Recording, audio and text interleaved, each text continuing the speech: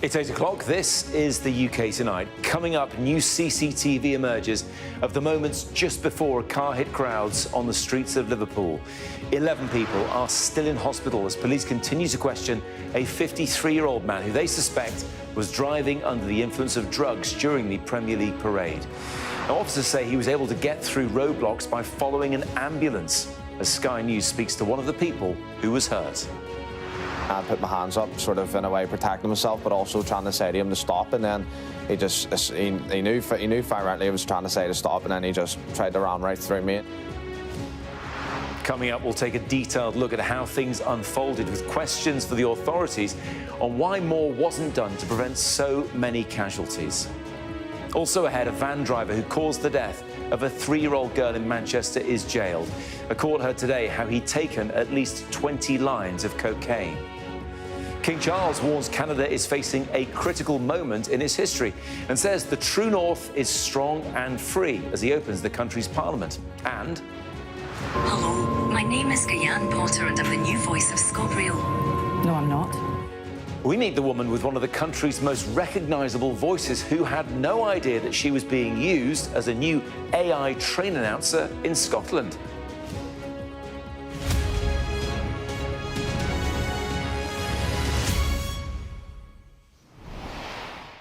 Good evening. Tonight, and not for the first time, Liverpool is a city trying to understand how football fans enjoying their day out ended up getting badly hurt. Merseyside police say all those injured during Liverpool's Premier League parade yesterday are now in a stable condition. More than 50 people, including 4 children, were hurt when a car ploughed into crowds with thousands on the streets of the city. A 53-year-old man from the West Derby area of Liverpool has been arrested on suspicion of attempted murder, dangerous driving and driving while under the influence of drugs. The authorities said earlier the suspect was able to get through roadblocks by simply following an ambulance. Coming up, we'll hear from those who saw what happened and we'll look in detail at the police's response. But first, our national correspondent Tom Parmenter has this. Before the chaos, the dark grey people carrier was moving slowly through the sea of Liverpool fans. The police have now revealed the driver is suspected of being under the influence of drugs. The vehicle ploughed into fans at the end of Liverpool's day of celebration. We're not showing the horrific moment when dozens of people, including children, were knocked over. The crowd then continued to attack the vehicle, trying to confront the driver. The police said they had no warnings that this would happen. They are satisfied, though, it is not an act of terrorism. We have arrested a 53-year-old man from West Derby on suspicion of attempted murder, dangerous driving offences and driving whilst unfit through drugs. He remains in custody where he is being interviewed. At the time of the collision, Water Street in the city centre was closed to traffic. But the security cordon on this side street was briefly lifted by event stewards who were trying to allow an ambulance to come through. It's then that the people carrier followed the paramedics who were trying to reach someone who was having a heart attack. That's how the vehicle got into such a busy area. It happened at the end of the parade that saw the city's waterfront turn red as fans saluted their heroes. Not again. I thought it was terrorism at first, I really did, but not again. 8 years ago, Robbie survived the Manchester Arena bombing. It left him in a coma. Surgeons removed 4 pounds of shrapnel from his body. Yesterday, he was there, on Water Street, celebrating his team. What was the feeling as you moved away from that chaos, really? Scared, panicky, worried, because I said I did think it could be terrorism again. And we were worried it was going to be a second incident, because usually comes to more than once, or was there a bomb in the car? How could it have been stopped? You know, what was a car allowed to drive through there? You thought the whole city centre should have been no cars in it. Because every street, every side street was rammed. You mean, how had cars managed to get that far anyway? How was it allowed in? The Home Secretary joined the city's mayor and police officers at the scene. Her sympathy echoed by the Prime Minister. Scenes of joy turned to utter horror and devastation, and my thoughts and the thoughts of the whole country are with all of those that are affected, those injured, which of course includes children, their families, their friends, the whole community, Liverpool fans everywhere, and Liverpool stands together, and the whole country stands with Liverpool. The Princess Royal visited one of the 4 hospitals that treated 50 casualties, including 4 children. Those that are still in hospital are recovering. In a statement, the King said, "It is truly devastating to see what should have been a joyous celebration for so many could end in such distressing circumstances. At this heartbreaking time for the people of Liverpool, I know that the strength of community spirit, for which your city is renowned, will be a comfort and support to those in need." The police now have more time to question the local man who was arrested, as they collate the evidence that will explain how this moment of triumph turned into such a traumatic ordeal. Tom is in Liverpool this evening as well. It's incredible hearing you speak to Robbie there, Tom, and him saying, not again. A lot of Liverpool fans will feel the same way, given what the club has been through over the years. But this afternoon, the police, as they have been keen to do, released some more details about what they know. Yes, and we came away from that police briefing this afternoon with the same thought that we actually had here yesterday evening in the immediate aftermath of the incident. It is remarkable that nobody was killed in the chaos that played out next to the parade as it was coming to its end yesterday at about 6 p.m. And the police were clear. They didn't have any intelligence to suggest this was going to happen. There was no planning that they can see. It is something that just happened in the moment. And we certainly didn't get the sense that the moment in which that car made its way into that area, when that security cordon was lifted by the stewards, that there is anything untoward in that other than it being a mistake that shouldn't have happened but did happen. There will be a lot more policing work to be done to unpick and understand the chain of events, every piece of footage they are scouring to try to make sure they have a very comprehensive picture. But that suspect still being questioned, and they have until tomorrow lunchtime to continue that questioning of that man. But the good news to come out of that briefing was that those who were injured are making good recoveries, still 11 in hospital. And as we heard from the survivor of the Manchester Arena bombing, Robbie Potter, in that report, he and so many others here are just grateful that it could have been so much worse. Yes, understandably. Thank you very much indeed, Tom. Well, it was simply meant to be a day of just joy and celebration in the streets of Liverpool, a sea of red. But suddenly in that moment it turned into one of shock and of panic. Police say, as we've been hearing, 11 people are still in hospital after more than 50 had to receive treatment. Sky News has spoken to a man who was discharged this morning after being hit by the car. Our communities correspondent Lisa Holland sat down with Jack Trotter and his girlfriend, Abby Gallagher. Jack Trotter had described it as the best day of his life. Enjoying Liverpool's glory parade with his girlfriend Abby Gallagher. But that was before they got caught up in the horror collision on Water Street. I was taking videos of just random Liverpool fans. So it was, just having a ball and singing away. And then I didn't know anything at all was happening until Abby had started screaming my name, Jack. And then I sort of put my phone down and looked up. And then what happened was the car just started ramming through people. He had hit me, and then when he had hit my legs, I just basically sort of span around. So I had just about dodged the middle of the bonnet, and then he clipped my legs with sort of the side of his bonnet. The couple from Northern Ireland spoke to Sky News just a few hours after Jack was discharged from hospital with back and leg injuries.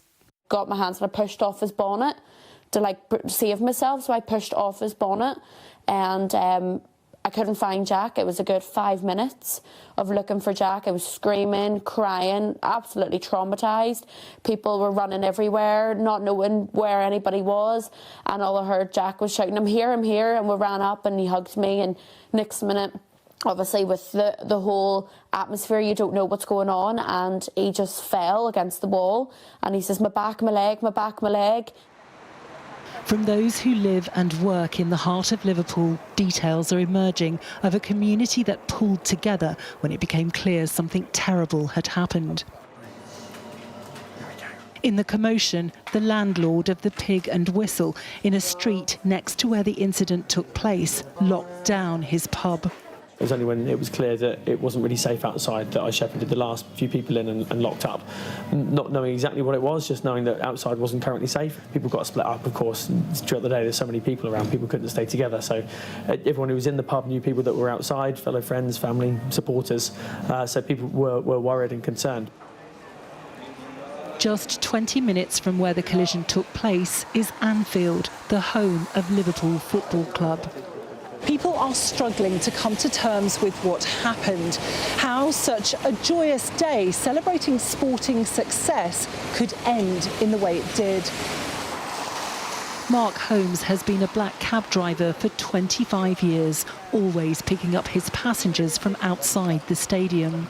Sad times, and we've had them plenty of them, you know. Previously, you know, things have happened with the with the club, Hillsborough and Heysel. It's a difficult day. Very difficult. The local community and the town and the city and the fans, we're all gutted.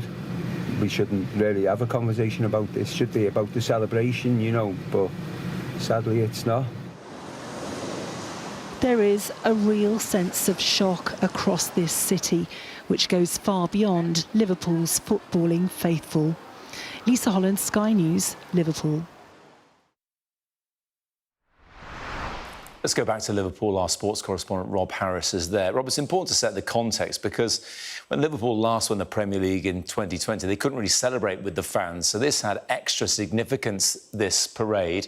And also the club has been through similar before, of course, with Heysel and Hillsborough. And as a result, we've had a big response from the club and their stars. Yes, the Liverpool chief executive really thanking the emergency services today for their swift response. Also thanking the fans for how they helped each other in this moment of appalling distress that they had to go through when behind me that car ploughed through those fans who'd come here for a day of celebration to celebrate this 20th title. The fact they haven't been able to have a title party like this since 1990, 5 years ago when the Premier League was won. It was during the pandemic and the restrictions prevented any sort of parade like this, and that's what made it extra special. And the fact it was the 20th title, bringing Liverpool level with Manchester United in terms of the record for titles. And you really got a sense of the huge Liverpool fan base by just how many hundreds of thousands of people turned out yesterday, and the fact the route was 10 miles going right the way from the outskirts through the city centre. And it was just around here where the parade was drawing to its close. The open-top buses were coming through with the Premier League trophy in a haze of red smoke when we were hearing You Never Walk Alone again, and that club anthem really does encapsulate the spirit of the club, and it's really woven into the club's identity. And in part, it's about the lyrics reflecting the resilience through those moments of trauma that the club has gone through, and this is yet another distressing day for them. And you also feel how much of a community Liverpool is, not only amongst its fan base, but also those who previously played and managed the club as well. And this weekend, to witness the Premier League trophy being handed over at Anfield on Sunday was the former Liverpool manager Jurgen Klopp, who left a year ago, and he posted his own tribute today. In it on social media, it read that my family and I are shocked and devastated. Our thoughts and prayers are with those who are injured and affected. You'll never walk alone. Former captain Steven Gerrard was also in the stadium. He posted a message too saying, shocked, sickened and saddened at the incident we all witnessed in our city last night. My thoughts and prayers go out to all the people involved and their families. Also the sense of solidarity from across Merseyside, Everton, Liverpool's great rivals, posting their message of support and also appealing for any fan to come forward with evidence they have of the incident. And certainly that is now where the focus has shifted here in terms of completing and thoroughly conducting the investigation. And hearing from fans, many still in their Liverpool scarves here, celebrating still. They hope one day they can reclaim the memory of this as a moment of celebration rather than one being marred by the horror that they witnessed on Sunday night. Rob, in Liverpool, thanks very much indeed. Well, the Home Secretary, Yvette Cooper, has also visited the scene, and this is what she had to say. Well, the police have an important investigation underway and they need to make the operational decisions. But we saw yesterday this real celebration of joy in the city turn into the most horrific incident. And so, as well as we all thinking of those who were injured and wishing them the very best recovery, we also need to say huge thanks to all those who responded, the police, the ambulance service, the fire service, and all those who were involved yesterday, many of whom I've met today, who did the most professional job to make sure that lives were saved. And like you said, it was a big day. Hundreds of thousands of people were out celebrating here. Merseyside Police confirmed earlier that the car was able to get through a roadblock because it was following an ambulance. Is this a policing and local authorities' failure, do you think? How was a car able to enter what was meant to be a pedestrianised safe zone? Well, I've spoken to many of the police, the ambulance service, the fire service and local authority who were involved in responding yesterday to the most horrific incident. It came after this day of celebration and joy in the city, and the professionalism of their response, the way in which they worked together to make sure that lives were saved and to be able to keep people safe, I think is hugely important, and we really thank them for that. The investigation, of course, is ongoing into what happened, and we need to let that police investigation take its course, and they have my full support in that. That was the Home Secretary. Let's bring in David McClelland, who was at the parade yesterday and saw some of the devastation as it happened. David, thanks so much for joining us. Let's rewind a bit. Let's just set the scene on what the day was like before this all happened, because I saw some of the pictures. Liverpool, just a sea of red all over the city. It must have been brilliant up to that point. Yeah, it was. I was out with my family, so myself, my brother, my cousin and his partner. We've been in the city centre from about 2:30, 3 o'clock onwards, and the city was just awash with celebrations, buzzing in anticipation of the victory parade still to follow. Not long by where I was standing, right over there by St Nicholas's Church as well. The bus came through at about at 5:45 in the evening, and at that point the bus had gone by. It was absolutely incredible. The atmosphere was just one of pure celebration in Liverpool, winning the title for the 20th time, and with the fans as well, seeing as fans couldn't celebrate 5 years prior as well. And then for what happened afterwards, really has left a huge stain on what should have been such a joyous occasion for everyone here. Yes, just describe, David, what you saw, because you weren't too far away. No. So we were getting away from where the parade was taking place. We walked through the church gardens, ended up on the side street through to Water Street. We were walking up Water Street from the town hall, up Dale Street.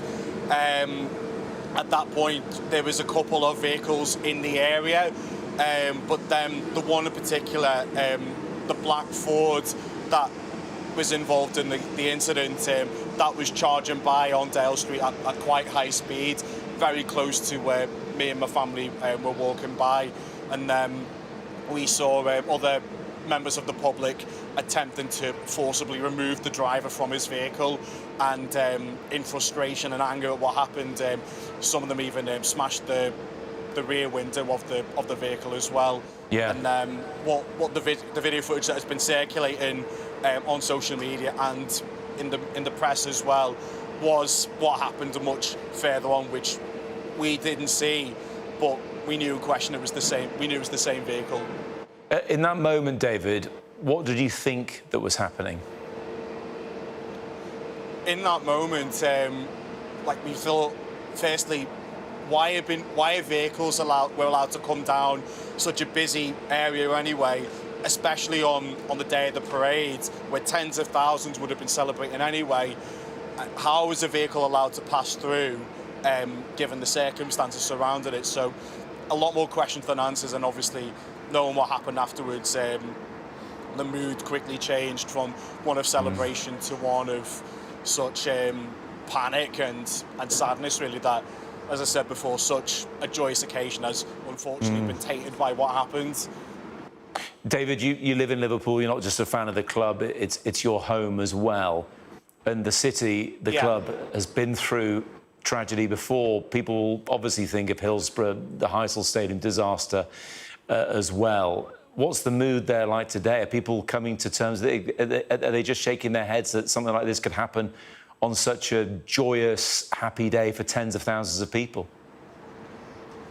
Yeah, even members of the public who I've spoken to as I've been going about my day still can't quite get their heads around what happened and why it happened as well. So yeah, as you said before just then, with us as a city experiencing some absolutely horrible events over the years, but we've always seemed to have managed to come together and unite as one when we really need each other the most. Yeah, look, I don't want to be cliched or hackneyed about it, but we heard Jurgen Klopp and Steven Gerrard saying you'll never walk alone. I think fans of other clubs may think that's just a song that gets sung at the start of the game at Anfield, and that's all there is to it. But it certainly feels like today that is something people are trying to live by. Yeah, no, absolutely.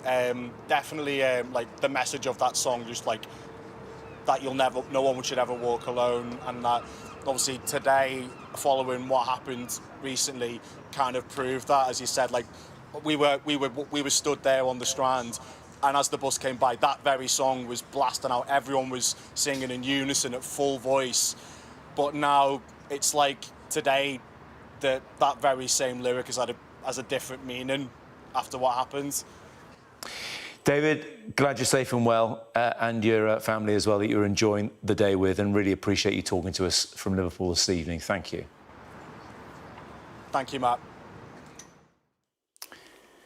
Still to come here on the UK Tonight, we'll speak to the former Met Chief Superintendent Dal Babu about the response from the police to yesterday's events in Liverpool.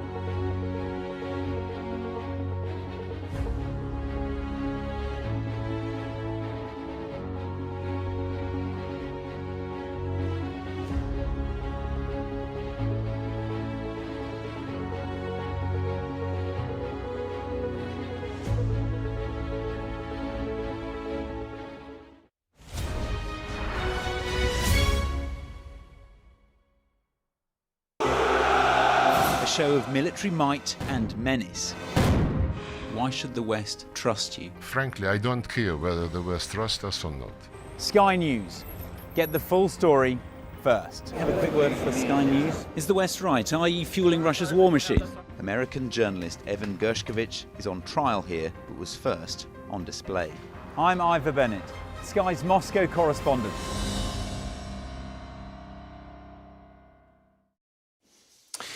Now, there are obviously going to be more questions for the police and for the local authority about how a private vehicle was able to gain access to a pedestrianised area during yesterday's Premier League parade in Liverpool. Police have now said they believe the grey Ford Galaxy was able to follow an ambulance into Water Street, which is how it managed to get through the roadblock. But could more have been done to prevent so many casualties from happening? Joining me now is former Metropolitan Police Chief Superintendent Dal Babu. Dal, it's good to see you. Let's cut to the chase. Could they have done more? These parades are incredibly difficult to manage. You've got 10 miles of parade. You've got 500,000, 750,000 people.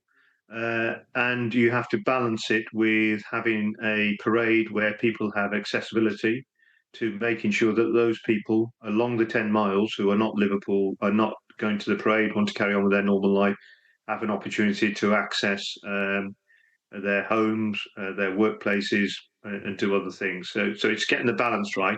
I think the difficulty you have is you're never going to make any route 100% secure unless you have solid barriers along the entire route. And what you have with these kinds of parades, you have solid routes, but you also have soft routes, soft areas where people can, emergency service can get through, members of the public who live in that area can get across the road. So these things are never 100% keeping vehicles out, because otherwise the fans wouldn't get the opportunity to be close to the main bus and the players they want to see. In this instance, it does seem that the vehicle followed an ambulance into that area, and the ambulance was trying to attend to someone who'd had a heart attack. I think one of the officers earlier said they'd never seen anything like this before. It was almost a freak that this kind of thing happened. But even so, we've seen in recent months, in Germany in particular, cars getting into areas where they shouldn't be and ramming people who are part of crowds. Could that have been better anticipated? The fact that they were just able to follow an ambulance through seems a bit lax. I mean, hindsight's a wonderful thing, but the reality is, you've got an emergency situation where an ambulance is trying to get to somebody who's had a heart attack to try and save their life. I mean, I don't know what the barriers are. I think we'll have to get more details from the police. You know, was it a barrier that was lifted? Was it a soft barrier? If you look at the wider footprint of this event, you see lots of cars being driven in and around the parade as the parade was going on. I think there's social media footage of cars travelling around. So, I mean, it's a difficult one. It's horrific that this incident has happened. But you know, if somebody's determined to do damage, then they'll find a way, sadly, and we've seen that in the past. And I think what we've got to look at is what was in all the 30 years I was policing parades in London. I have never known an incident like this happen. It's exceptional. It's a unique event to happen in this country. You know, in future, are the police going to make these events more solid barriers all around, and then we have to look at what the parade route will be, where the buses will go, because that will have an impact. Because you've got to get the balance right. Do you allow an accessible enjoyment, full day where you have people from one particular team, so you're not looking at rival fans turning up, where you have a degree of flexibility and mix that with security and safety? Or do you have an absolutely solid barrier all along the route, and then you have a very, very, very, very limited route where you can go? Because you need, if you've got a solid barrier, you've got to police it. You've got to have police officers there. Look, I think it's also fair to say in recent days and weeks we've seen celebrations from Crystal Palace and Newcastle United and Arsenal as well, having won, and Spurs, let's not forget them too, and they've gone off without incidents, so that puts it into some sort of perspective. Something else, Dal, that's unusual about this is how quickly the police came out to say who, without saying their name, of course, who this person is, a 53-year-old man who is white and British and from Liverpool. What do you make of that? This is one of the lessons from Southport, where we had that horrific incident where 3 girls were murdered by a suspect, and the police at the time did not release the details. And I understand the CPS and the police had a difference of opinion, but nevertheless the name wasn't released. And that allowed the far right to speculate on X that this was a immigrant who just arrived, an asylum seeker who just arrived on a boat from Calais and had carried out the attack. Because that misinformation wasn't corrected, it then led to last year's riots. So this is an unprecedented move by Merseyside Police. They've named the ethnicity and the race of the person within a couple of hours of the incident happening. Yeah. So I think, not that this necessarily sets a precedent, but it does give an indication that there have been some lessons learned from Southport, where there was a void, and that void was filled by right-wing extremists who were spreading malicious rumours, and which then subsequently led to the riots and disorder. But by the same token, Dal, we've seen white British extremists carry out crimes. So in doing this, have the police inadvertently perhaps suggested that if they'd said they were a person with brown skin who was a Muslim, who was an immigrant, people would have assumed it was a terrorist attack? You see what I'm saying? By inference, what they've done is causing other questions. Absolutely. I mean, this is an incredibly complex area, so that's why it shouldn't be seen as a precedent. You know, on each occasion, the police will have to make an assessment around the incident. They'll have to work out, are there suspects outstanding? Do they know this person? Is this person somebody who's a subject of an investigation? And they'll take into account all those matters then before they make a decision. So I don't think people should see this as setting a precedent. But I'm not on social media, but I was watching social media last night. And the thing that really struck me was, even after the police had given this information that this was a white British man from the area, even then there were right-wing conspiracy theories on X saying it's not true. They then posted a picture of a man, an Asian man. They said, "Oh, this is the person who was driving." So despite the police correcting the misinformation, people were still trying to create mischief and hatred. Yeah, which is going to happen, of course. But Dal, couldn't they not just said, we don't think this is terrorism, without focusing on the ethnicity of the individual? They could. I mean, and I think that's one of the things the police will be looking at. You know, could they, when they do a review of this whole incident, they'll obviously review the issue around, was there sufficient security? Should the vehicle have followed the ambulance? But they'll also look at what information they shared. They wouldn't have done this lightly. They would have seen the fact that last year, when there was a vacuum, that people basically filled it with their own understanding or prejudice that they had. So, you know, the police are in a very, very difficult situation. They're damned if they do and damned if they don't. I think they made a very brave decision to actually say, this is who the individual is, contrary to what's been said on social media. And that did help stop the speculation from the vast majority of people. I suppose they're also conscious of the fact that you've got 500,000 people on the street, and if there was going to be some anger whipped up by the far right, then that could have had significant issues around disorder in that area and perhaps in other areas. I was at Wembley yesterday at the second division playoffs, so it was a massive event. You've already said that, you know, Arsenal had their event at the same time, and Crystal Palace had the same event. So Arsenal women had won the European Cup, Crystal Palace won the FA Cup. I mean, those instances went without any event. Tottenham, as you said, had an event. Then we also had one in Newcastle, and I can't recall an incident where these kind of things have happened. So we need to take it into perspective. Horrific as this situation is, it's important that we don't start making plans without understanding what actually happened and make sure that we learn the lessons in a measured way. Yes. Dal, really appreciate your insight and your opinions there. Thank you so much. Thank you very much. Good night. Still to come here on the UK Tonight, all the day's other news. And we hear from the voiceover actor who was incensed when she found out she was the voice behind ScotRail's new AI announcer, and it all happened without her knowledge.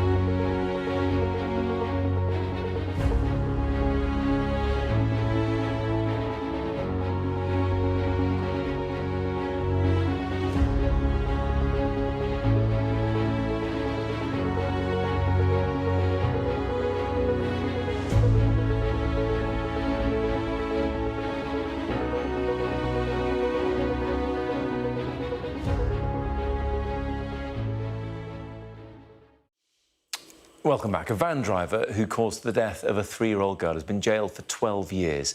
A court heard today how he'd taken at least 20 lines of cocaine beforehand. Raul Raymond had already pleaded guilty to causing the death of Luisa Palmisano by dangerous driving following the incident in Manchester city centre back in February. The van he was driving had already collided with a tram before he mounted the pavement and hit the 3-year-old. Sky's Ashna Huranag is here with me now. Ashna, just tell us more about this, because it's desperately sad. Well, it is desperately sad. On the 22nd of February of this year, 36-year-old Raul Raymond essentially went on a cocaine-fuelled rampage through Manchester city centre. And he'd done so after he had taken these at least 20 lines of cocaine across 7 hours. And at the time, on that early hours of Saturday morning, as it was, he'd visited 2 massage parlours at the time.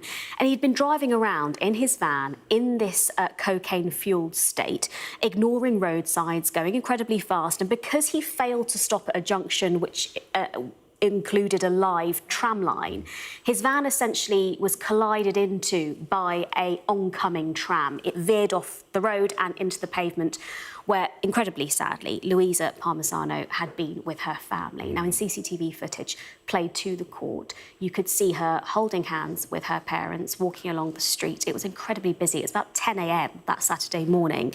And the family had just been visiting Manchester. She was just 3 years old.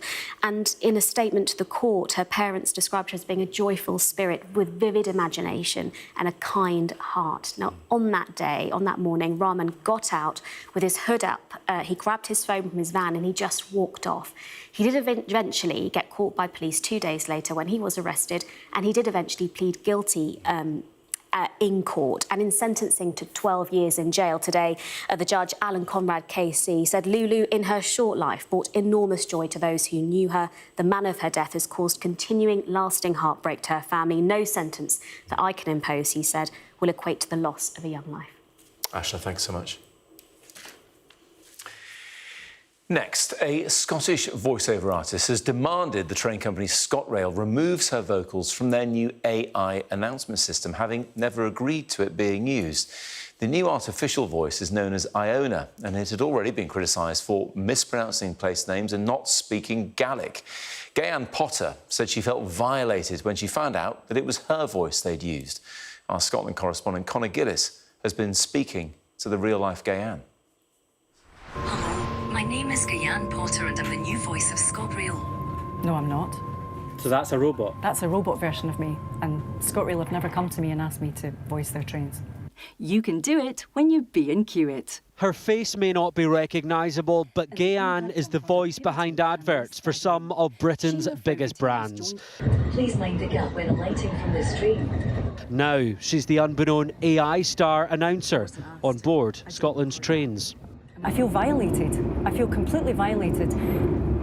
My voice is my job, and I should be allowed to know who I'm working with and what I'm working on. But more than that, as a human being, I should know who owns my voice data. So just to be clear, you didn't know that you were going to be the voice of Scotland's railways? No, I had no idea. I literally didn't know. This can all be traced back to a job Gayanne carried out during COVID with the Swedish firm Reed Speaker, recording scripts for the visually impaired. It was before artificial intelligence was really a thing. Fast forward a few years, her voice has been sold and transformed into a robot. Unions representing the creative industry claim this is exploitation and point to wider AI concerns. I feel burgled. I feel like my data has been burgled. I don't know who holds it. I don't know what they're doing with it. I've no control over it, and I don't consent to it. Do you know I'm the voice of Apple for Singapore? Reed Speaker claims there is an agreement in place and all issues have been addressed. ScotRail has no plans to stop using the voice. A story of consent, contracts and concerns in an increasingly AI-focused world. Conor Gillis, Sky News, Edinburgh. Thought-provoking, isn't it? Well, earlier I spoke to Liam Budd from the Actors Union Equity and started by asking Liam what he made of Gayanne's situation.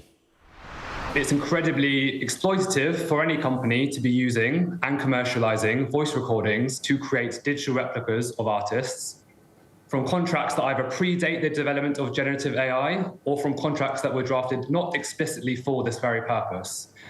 And what we've got is Gayanne, who is basically competing in a marketplace now with a low-quality clone of her voice that she's saying was developed without her informed consent, without her explicit consent.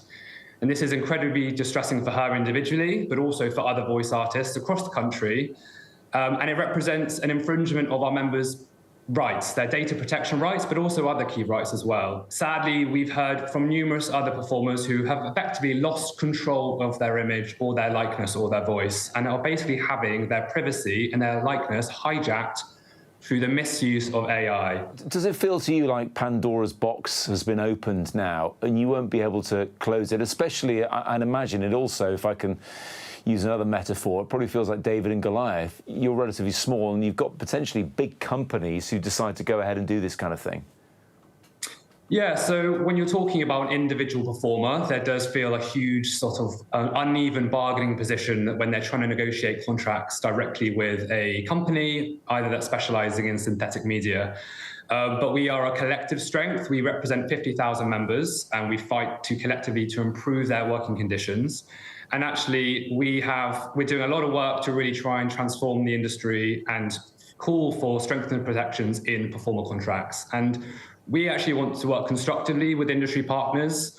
We don't think we're asking for a lot. We're asking for fair practices around informed consent, fair remuneration, transparency. These are key principles that actually make a lot of sense. Let's talk more broadly about this, because whether it's someone's voice or someone's likeness or, heaven forbid, news presenters like that, it's easy for AI to do it. They could take a bit of me and a bit of someone else and a bit of the third person, and I wouldn't realise that they've taken some of my rights away as a result. Isn't that where it's going? In this instance, Gayanne could tell, but it would be easy to mask it behind lots of other voiceover artists and come up with something that feels new and different enough. Well, definitely there is a challenge there around transparency. When we're talking about sort of direct clones, direct replicas of artists, it does feel a little bit more clear-cut in terms of who you're dealing with there. But yeah, there's no easy answer there. But I think what we want really is transparency around the data that's being used to train up these systems.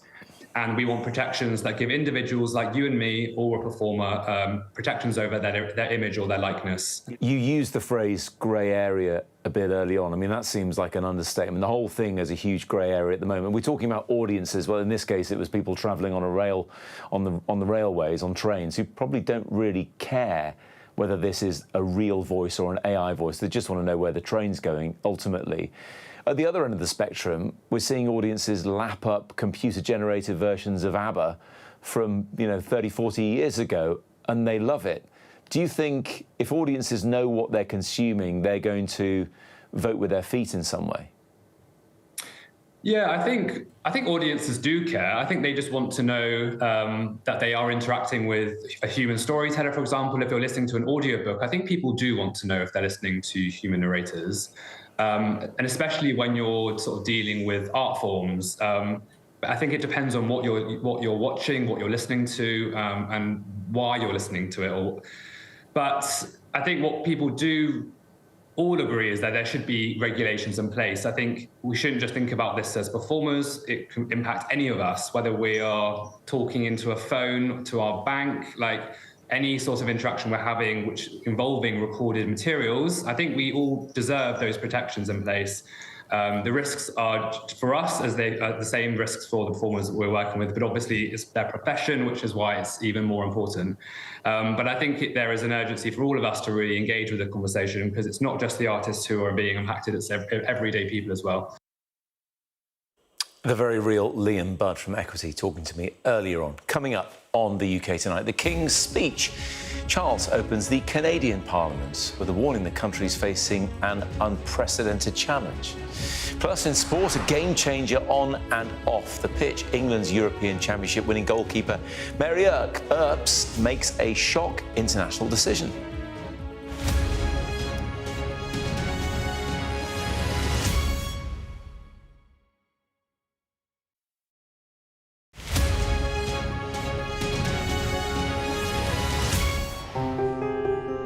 I'm James Matthews, and I'm Sky's US correspondent, based here in Washington, D.C. Do you fear a fourth indictment? Is it a draw? Does your government owe an apology to the British home children? Great to see you. Does your government owe them an apology? The fact that they were intercepted, does that indicate a military weakness on the part of Iran? No, no, no. Free, wherever you get your news.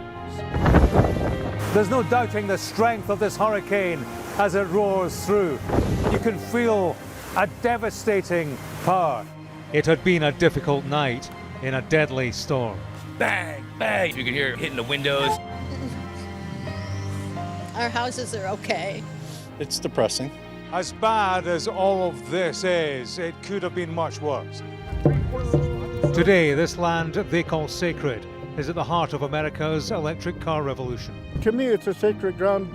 The white gold rush is a race that Biden doesn't want to lose. I've covered some of the biggest stories in the world. Donald Trump, 45th President of the United States, it would appear is about to learn his fate. Escort coming out! San Quentin houses America's largest death row. They rarely allow cameras onto the condemned block. James Matthews, Sky News. I want them to be treated equally like everyone else. It's one step closer to getting out, to getting off death row. Sky News. Get the full story first. Mr. Trump, James Matthews from Sky News. Hey, James. Very diminished by claims that you're a racist. Question? Mr. Musk, has your ignorance and ego cost Ukrainian lives? Vladimir Putin calls you outstanding. What do you call him, sir? He's from Sky News. He's from Sky News. He's entitled to ask me questions. Our app gives you the very best of Sky News wherever you are. Breaking news, videos and analysis. Evidence of the crisis. Podcasts, watching us live. I'm live in Jerusalem. Wherever you get your podcast. All in one place and all at just the touch of a screen. The Sky News app. Get the full story first.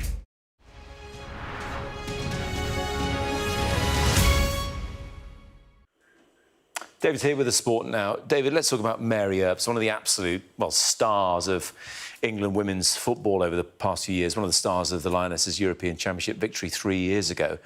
But she has surprisingly announced her international retirement today. Yeah, and it is a surprise, given that she is such a senior figure in the England setup. And I think the real shock element to this is the timing, because in just 5 weeks' time, and you mentioned that Euros win, but England start the defence of that title in Switzerland.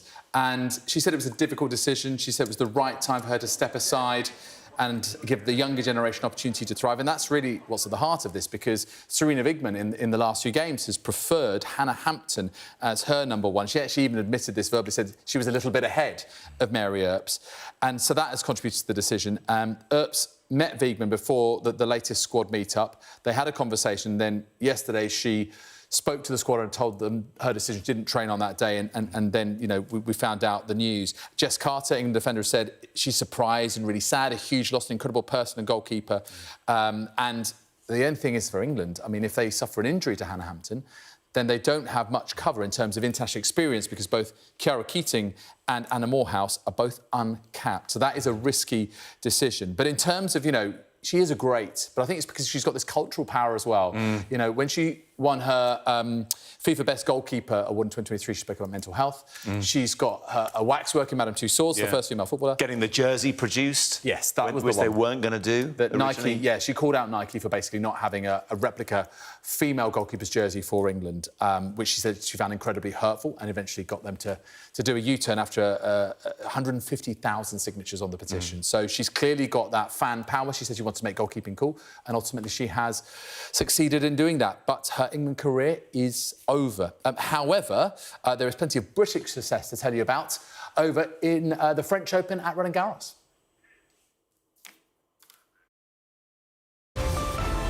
Staying connected is vital for business. Sky Business sponsors this report. Andrea, 2 years on from your departure from Leeds United, how pleased are you to see them back in the Premier League? I'm very happy. As a fan of Leeds, as an ex-chairman, I'm very, very glad for the fans that they are finally back in where they belong, the Premier League.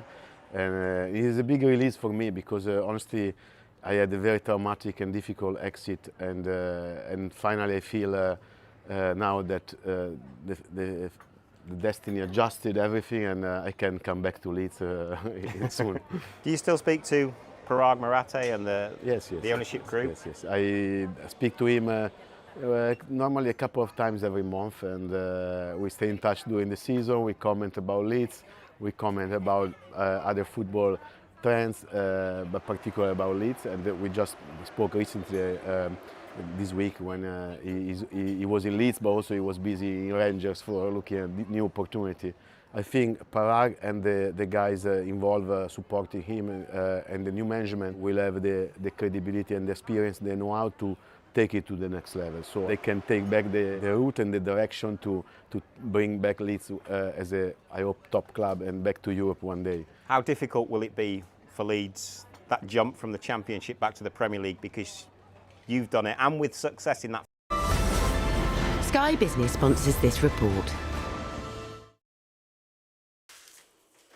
David, thank you very much indeed. Next, King Charles has given a rare live speech to Canada's Parliament, warning that the country is facing a critical moment at a time of unprecedented challenge. Speaking at the state opening of Parliament, he also underlined how Prime Minister Mark Carney's new government is determined to protect Canada's sovereignty.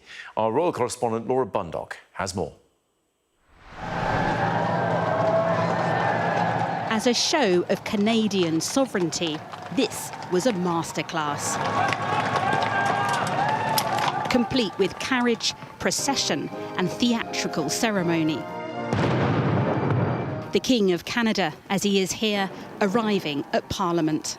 I hope they give him a stiff drink at the end for a water. With flourish and fanfare.